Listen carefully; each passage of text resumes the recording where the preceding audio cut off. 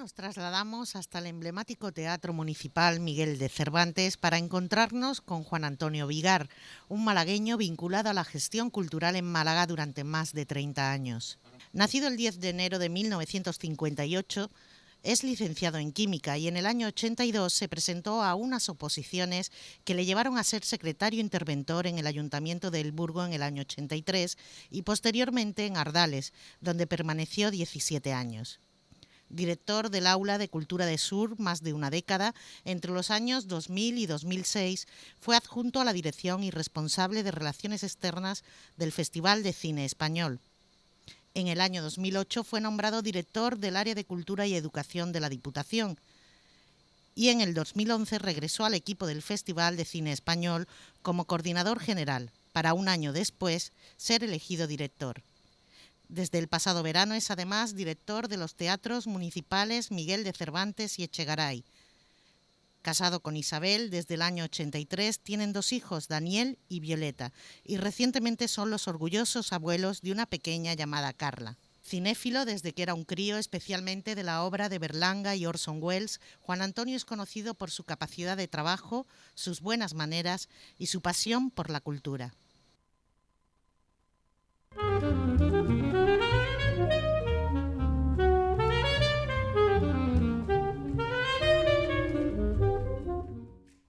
¿Sabe por qué o por quién le pusieron el nombre de Juan Antonio? Por supuesto que sí, fue bastante premeditado, porque Juan era mi abuelo y uno de mis tíos, y Antonio era mi padre y mi otro abuelo. O sea que en este caso no me libré de ser continuación de una saga familiar. Y bueno, y es un nombre que me da bastantes problemas aquí, ya que estamos en confianza y complicidad, porque me lo cambian constantemente por aquello de José Antonio, no sé, parece más habitual y más fácil ese otro nombre y muchas veces tengo que intentar corregirlo, pero ya te digo que es el que tengo y me siento orgulloso de él. Lógico. Un recuerdo de la infancia. Mi barrio, yo siempre me he sentido muy orgulloso de mis raíces. Yo nací en Carranque y cuando yo nací, hace ya 58 años, el barrio de Carranque estaba recién construido y era un barrio maravilloso para los niños, porque eran casitas bajas todas, un espacio construido como un pueblo en la lejanía todavía del centro de la ciudad, con su cine, con su colegio, con su mercado, con su plaza, con muchísimo campo alrededor. Y yo, mi hermano, yo y todos los niños del barrio disfrutábamos mucho allí. Era una vida muy familiar. Me viene muchas veces a la memoria las tertulias de los vecinos en las sillas de Anea. Salían por la noche al barrio los vecinos para oír un poco del calor de las casas y me acuerdo de todas las familias de mi calle, muchas de ellas sentadas en corro, hablando del día a día, de lo que había pasado, de las circunstancias, generando una complicidad en las confidencias de unos hacia otros y todos desde una armonía maravillosa. Y yo disfruté mucho de aquella época, me divertía mucho, hacíamos gamberradas, vivíamos en el aire, en el espacio más abierto y la verdad, esa etapa en concreto y ese mundo que recuerdo mucho me es muy grato. ¿De pequeño qué quería ser? Yo siempre tuve clarísimo que quería estar vinculado al mundo del cine, desde pequeñito, y te explico por qué. Te acabo de definir el barrio donde yo nací y me crié. Mi casa estaba en la trasera justo del cine Carranque y yo era el niño más asiduo al cine de mi barrio. Me iba con mi padre y a todas las sesiones dobles que había, yo estaba allí permanentemente viendo películas. Y como decía un viejo crítico de cine, hay varias formas de hacerse aficionado al cine o cinéfilo. Una de ellas es leer, documentarse, tener pues elementos de juicio previo, y la otra es quemarse las pestañas viendo cine. Y yo hice ambas cosas. Y desde chiquitín este mundo del cine, de su magia, de su ritual, me pareció fascinante. Luego, al crecer, mi intención era marchar a Madrid y estudiar allí, pero las circunstancias familiares no lo permitieron y bueno, ya encaucé mi vida por otro camino. Pero como uno siempre, cuando tiene una pasión, es tozudo en su desarrollo, pues lo que hice fue con el tiempo acercarme a esto, donde ahora de verdad soy feliz. ¿Qué aprendió Juan Antonio de sus mayores? Es una pregunta curiosa e interesante.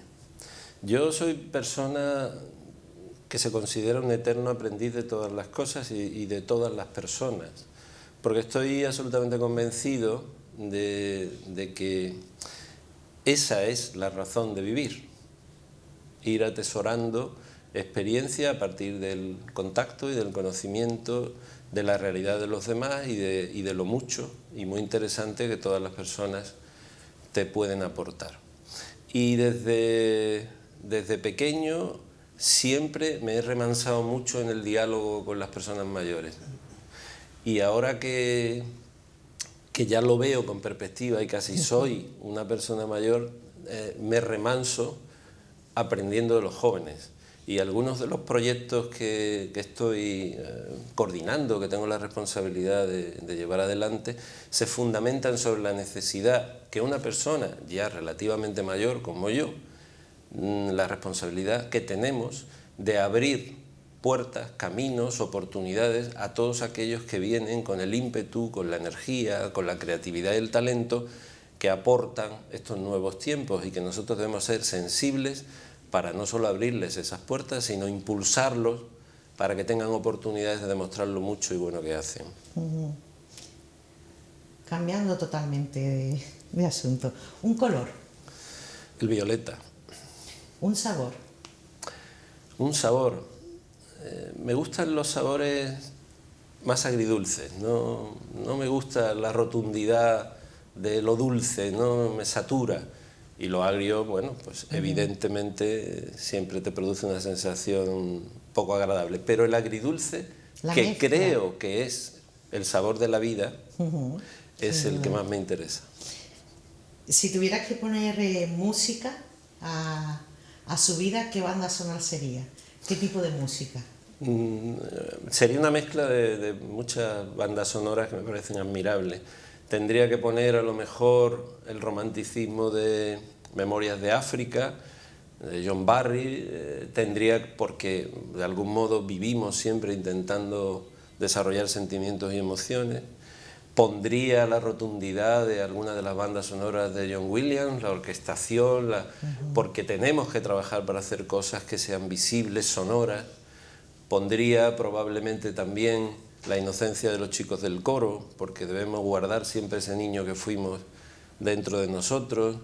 Pondría, no sé, tantas bandas sonoras y por supuesto algunas de las que componen los maravillosos compositores de cine, de música de cine en España.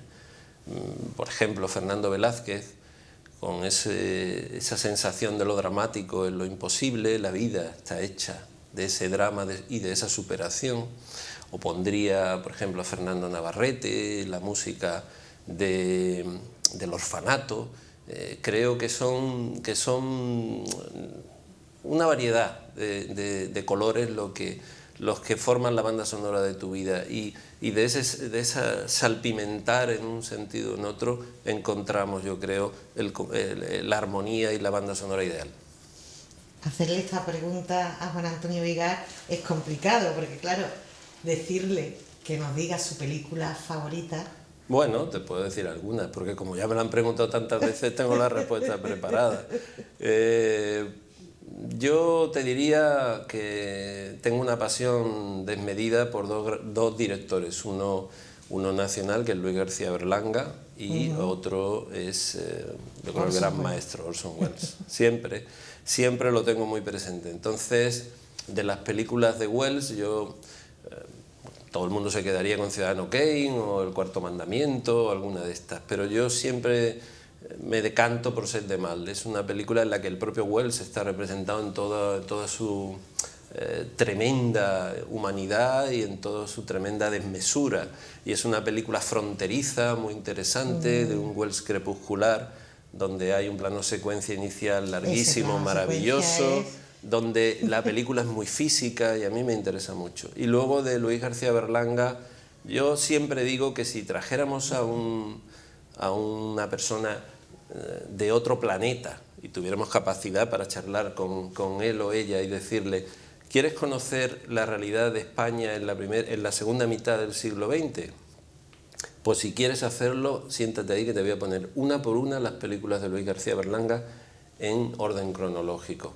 Bueno, podría citar El Verdugo. Me encanta y creo que es apasionante el análisis de la realidad y la crítica mordaz de esta sociedad que él contiene en Plácido. Pero siempre me ha gustado mucho una película pequeña de Luis, que es Calabuch, que es la historia de un científico que huye precisamente del despropósito de una guerra donde se utilizan los avances científicos para hacer daño y se refugia en un pueblecito pequeño donde redescubre la identidad del ser humano, la naturaleza, la amistad, valores como la complicidad, la generosidad. Todo eso está ahí latente. Y luego su trilogía nacional, bueno, me parece que es un retrato interesantísimo de ese Marqués de Leguineche, que es la esencia de una clase ya en desaparición. Y me interesa, como detalle curioso, su última película, París-Tombuctú, termina con una secuencia de una valla de carretera en la que aparece una frase y una inicial. La frase dice: tengo miedo, y debajo, Luis, L. Luis. Es su última película y estamos ante un director que ha sido tan lúcido en el análisis de una realidad social, en la mirada de un pueblo, de una identidad. Un hombre tan brillante que en determinados momentos de su vida, cuando ya lo analiza con objetividad, la objetividad de los muchos años, se da cuenta de que esta sociedad amedrenta, de que esta sociedad es demasiado violenta y agresiva, de que no cabe quizás la ironía, sino ya estamos en el tiempo de la denuncia y del grito, y eso lo deja patente en su última película. Me pareció siempre Berlanga un tipo muy interesante, tuve oportunidad de coincidir con él en bastantes ocasiones, aquí en Málaga también, y le tengo una admiración absoluta. Así que me movería entre Wells y Berlanga, vaya dos, yo creo que sí, vamos, acierto siempre. Díganos un rasgo de su personalidad, que de alguna manera defina quién es o cómo es Juan Antonio Vigar. Bueno, Juan Antonio Vigar, como todos los seres humanos, es una mezcla de rasgos de personalidad, porque somos todos un poco mezcla de muchas cosas, pero si tuviera que escoger uno, quizás la constancia. Y otro, si me permites un segundo, la capacidad de analizarme desde fuera y analizar lo que hago, porque creo que es fundamental extranjerizarse, extrañarse de uno mismo y verse desde fuera, por una razón fundamental, porque eso nos relativiza todo. Y yo soy persona de darle un valor relativo a los, no digo éxitos, sino a los logros que se van consiguiendo en el trabajo, porque también quiero relativizar luego los errores que se puedan cometer. Somos humanos y se intenta hacer siempre las cosas bien, pero no siempre se consiguen. Entonces creo que la constancia en el trabajo, soy una persona de emplear muchísimo tiempo en la responsabilidad que me toca, no escatimo nunca horas y además siempre estoy en el deseo y en la idea de resolver problemas y resolver situaciones. Pero por otro lado, esto que te decía, el relativizar las cosas, el verme y ver el trabajo que voy haciendo desde la distancia también me aporta una objetividad y una serenidad que creo que es un rasgo de carácter. La gente de mi equipo siempre me dice que tengo ese punto de hombre tranquilo fordiano, en mitad del vértigo de las cosas, estar sereno y tranquilo. La procesión va por dentro, te lo digo a ti, solo a ti. Pero aparentemente que siempre transmito seguridad, serenidad. Tranquilidad, y eso me imagino que para el resto del equipo es fundamental. Mira, claro. yo recuerdo una experiencia en mi época de la radio, cuando estuve más vinculado. Yo empecé en la radio con 17 años, o sea que hace ya también mucho. Y me acuerdo de un grupo que programábamos frecuentemente, yo leía mucho en torno a la música, y era el grupo de Who. El grupo de Who, de Quadrofinia, en fin, de aquella ópera maravillosa, un grupo mod. The Who tenía cuatro miembros. Tres de ellos estaban enloquecidos por el escenario, corriendo, saltando, rompiendo la guitarra o dándole a la baqueta y saltando por la batería. Y uno de ellos, el bajo, permanentemente estático y erático. En su sitio. Y me acuerdo que alguien, un periodista musical, le preguntó: ¿y por qué usted es así? ¿Por qué ese rasgo de carácter tan diferente de sus compañeros? Y él contestó de una manera, pues yo creo que bastante inteligente y además muy lógica. Dijo: mire usted, cuando hay tres moviéndose por el escenario, enloquecidos corriendo, el público necesita fijar su mirada en alguien, serenarse en alguien, porque si no sería absolutamente enloquecedor. Y ese soy yo. Pues un poco intento que siempre en épocas de mucho vértigo, y el festival es absolutamente vertiginoso, es muchísima actividad, cientos de personas trabajando por un objetivo común, que todos vean que hay alguien que está sentado sobre la seguridad de que las cosas van a salir y que transmita esa seguridad fundamental. Aunque luego uno tenga, como decía, la procesión le vaya por dentro. Ha mencionado los logros. Si tuviera que decirnos el mayor logro conseguido hasta hoy. Mi familia. Yo tengo muy claro que mi mundo, mi último refugio, mi razón de ser es mi familia. Yo antes lo comentaba contigo, comparto mi vida con una persona a la que quiero mucho, muchísimo, desde hace ya 33 años, que se dice pronto. Tengo 2 hijos a los que adoro y ahora tengo una nieta desde hace 5 días que me hace enormemente feliz y que me va a hacer desarrollar unas nuevas emociones y sentimientos. Y el logro consiste en que nuestra familia es una familia absolutamente unida. Nuestros hijos tienen con su madre y conmigo una complicidad absoluta. Hablamos todos los días y mi hija está fuera de aquí, vive en Barcelona, y mi hijo ha estado muchos años fuera de aquí viviendo en Madrid. Siempre hablamos todos los días, nos contamos cosas y tenemos un hilo emocional y vital muy fuerte, y que después de tantos años esa familia sea una familia feliz en el mejor sentido de la palabra es mi principal logro. Luego está lo profesional, de eso si quieres hablamos además, pero todo eso es la circunstancia que rodea lo esencial, que es tu mundo, tu paraíso, tu refugio. ¿Hay algo que le quite el sueño? No, porque francamente creo que soy bastante honesto en todo lo que hago, intento ser razonable y constructivo en las relaciones con los demás, y como también le pongo a mi actividad profesional, como te decía antes, todas las horas y toda la ilusión del mundo, creo que al final, cuando llegas a casa, llegas convencido de que estás siendo una persona coherente y razonable con la misión que te ha tocado, con la responsabilidad que te han depositado. Y luego encima se da un hecho físico adicional, y es que duermo muy poco, porque me acuesto relativamente tarde y madrugo mucho. Yo puedo acostarme en torno a las 12:30, a la 1, porque siempre llego a casa, charlo con Isabel, con mi mujer, cenamos, alguna cosa que siempre hay que hacer del trabajo de última hora, algún correo. Me acuesto relativamente tarde y a las 6 de la mañana estoy ya en pie, porque empiezo en la oficina a trabajar muy temprano. En el despacho suelo llegar muy pronto, y entonces duermo poco y necesito dormir el tiempo, aunque sea poco, sí, que estoy intentando.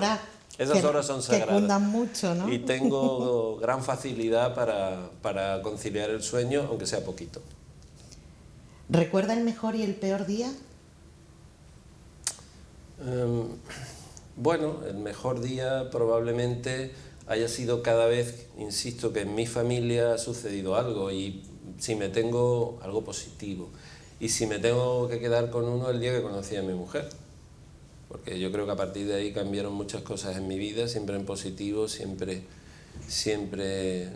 de la manera más hermosa del mundo. Y ese podría ser el día más importante en el que decidimos construir de algún modo, a partir de un primer encuentro, una vida en común ya de futuro. Y el peor día, probablemente siempre que se ha perdido a alguien cercano, siempre que...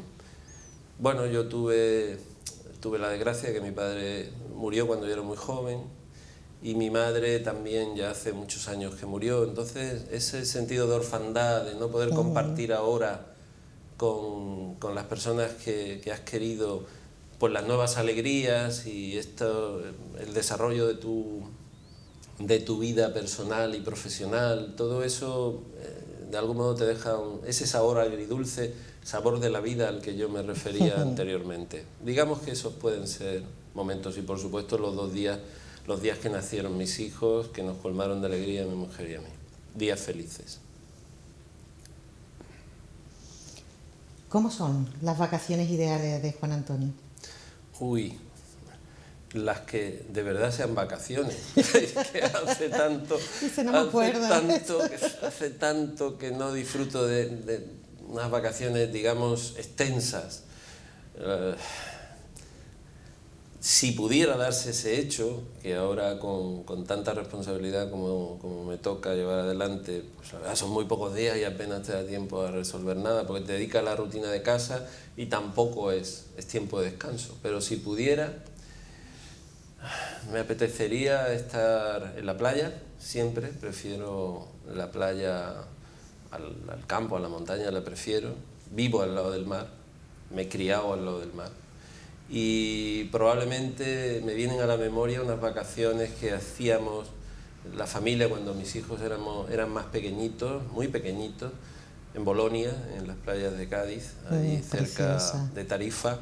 Nos perdíamos siempre, nos íbamos allí, Isabel con los niños, nos íbamos allí y la verdad que fuimos muy felices. Yo me acuerdo que le leía a mi hijo en voz alta La Isla del Tesoro, pero era muy pequeñito, para irle aficionando al mundo de la lectura y de la aventura, y con mi hija nos entreteníamos en mirar unos caballos que había por la zona. Ese sentido de la libertad, del tiempo, de un tiempo que se ensancha porque no estás pendiente del trabajo, no había, los móviles no estaban tan extendidos en su sentido de la esclavitud a los que hoy te someten. Ese tiempo ancho que une el amanecer con el atardecer, desde la contemplación y desde la risa con tu familia y desde la mayor de las complicidades, eso es lo que de algún modo añoro. Juan Antonio, seguiríamos charlando muchísimo más tiempo, pero se nos acaba. Sí que me gustaría una última pregunta. ¿Cómo le gustaría que lo recordasen? Supongamos, dentro de 50, de 100 años. Pues surge el nombre de Juan Antonio. Pues te lo he dicho antes, yo no soy persona que busque ningún tipo de reconocimiento posterior, ni deseo más que una cosa, que me reconozca la gente como un trabajador honesto, como una persona que supo hacer de la amistad y de la relación con los demás un camino de aprendizaje, una persona generosa en la valoración de los esfuerzos de los demás y tremendamente exigente en el esfuerzo propio, y un gestor cultural que se esforzó por hacer proyectos buenos para la ciudad de Málaga, que es la ciudad donde nació, donde vivió y donde trabajó, y que de alguna manera esos proyectos pudieran perdurar para beneficio de la ciudad. Una persona honesta, un trabajador dedicado a lo que le gustaba y que lo hacía bien, en tanto en cuanto le pudo servir a su ciudad. Ese podría ser un poco el resumen de ese deseo, pero ya te digo que para nada han sido reconocimiento, porque sé que el esfuerzo de cada uno es un esfuerzo siempre condicionado por muchas cosas. En ese sentido, podemos dejarlo ahí. Juan Antonio, muchísimas gracias por dedicarnos estos minutos. No, muchísimas gracias a vosotros por interesaros por eso, por la vida, por las vivencias de alguien que, antes lo hablábamos, detrás de todo trabajo profesional hay una persona, y esa persona tiene su mundo, y ese mundo muchas veces te humaniza de cara a quien te ve, y es importante que en ese sentido, bueno, pues hayáis tenido el deseo de que yo os lo cuente. Hasta pronto. Muchísimas gracias y hasta pronto, hasta cuando queráis. Tras nuestro cuestionario llega el momento de marcharnos, pero como siempre lo hacemos recordando una cita célebre. Hoy, en honor a Juan Antonio Vigar, hemos elegido una de su admirado Orson Welles, actor, director, guionista y productor de cine, que afirmaba lo siguiente: algún día caerá usted en la cuenta de que la vida es cine y que el cine es una excelente manera de volver a la vida.